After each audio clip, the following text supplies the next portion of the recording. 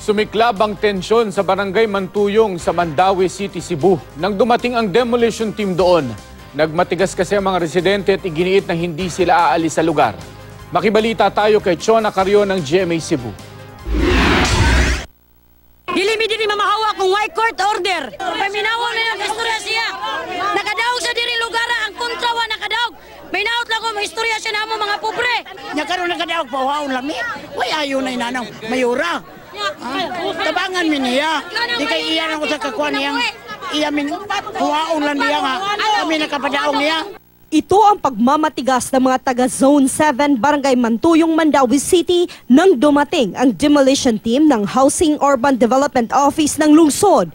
Kasama rin ng demolition team ang mga miyembro ng Crowd Dispersal Management at ng Special Weapons and Tactics o SWAT ng Mandaue City Police. Giit ng mga residente, matagal na raw silang nakatira sa lugar.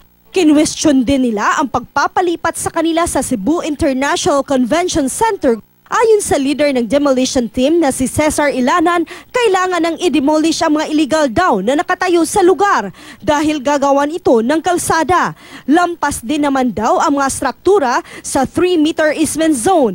Ang nasabing lugar ay bahagi ng 9.2 relocation site na kailangan pang i-reblocking. Tungod ni sa atong project diri nga muong kalsada.